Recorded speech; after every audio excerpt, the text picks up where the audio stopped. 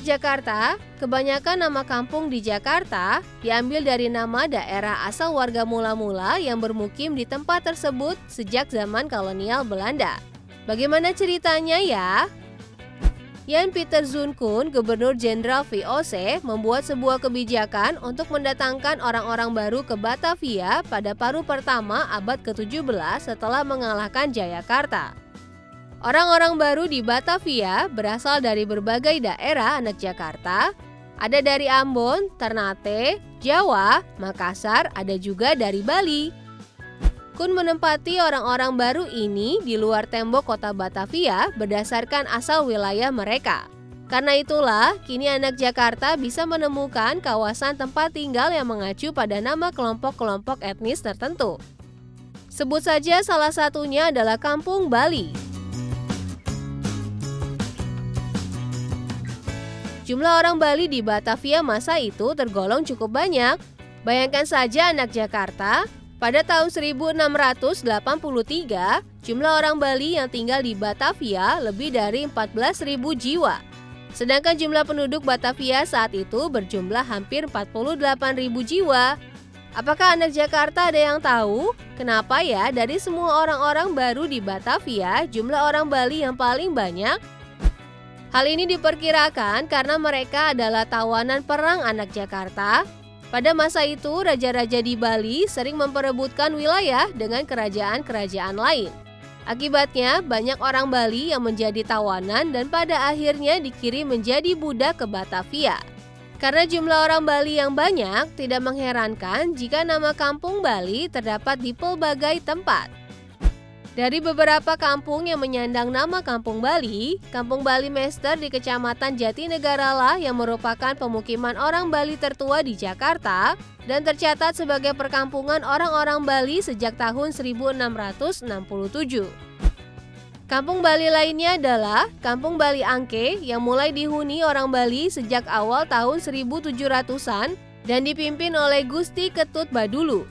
Namun kini Kampung Bali Angke lebih dikenal dengan Kampung Gusti. Sedangkan Kampung Bali Krukut di sebelah barat Jalan Gajah Mada, Jakarta Barat, baru ada pada zaman Gubernur Jenderal Renoir de Klerk pada tahun 1770-an anak Jakarta. Oh ya anak Jakarta, dalam buku The Baliers van Batavia disebutkan masyarakat Bali pada masa itu mempengaruhi perkembangan bahasa. Banyak kata-kata yang menjadi dialek Betawi sekarang berasal dari Bali. Misalnya saja jidat, biang lala, lantas, iseng, dan masih banyak lagi kata-kata lainnya.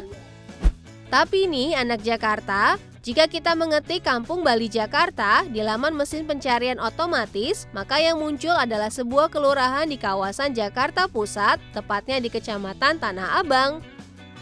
Asal-usul nama Kampung Bali di kawasan Tanah Abang memiliki dua versi anak Jakarta.